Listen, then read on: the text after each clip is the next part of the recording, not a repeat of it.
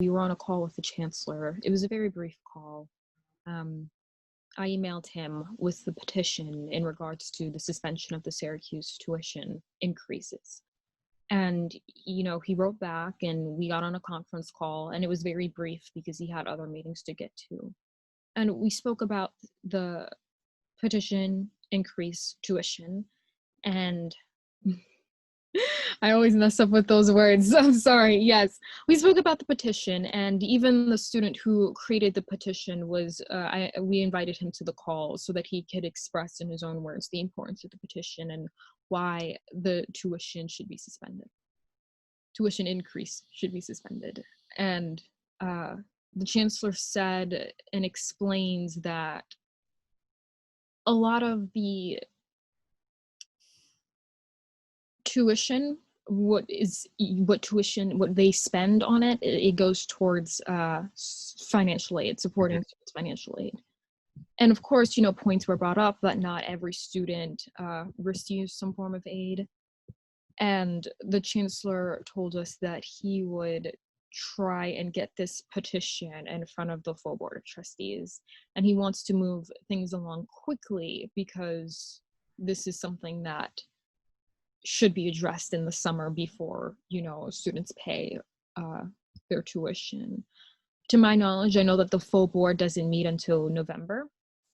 So I'm curious as to how those conversations are going to be rolling over in the summer, but he told me that we would not meet until mid-July. So any more updates and information on that would have to wait.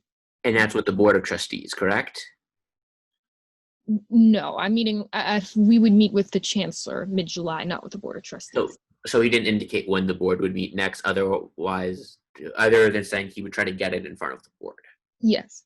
Did he, when you say that, did he express support for, I'm trying to figure out the level of support for possibly taking down the tuition increase, or what can you say about that? So in terms of level of support, it seems that he did want to try and find a way to remedy what many have called an unfair situation. Him and the financial analyst that was invited to the call, he believed that the tuition increase would support the students who kind of need the financial help the most, because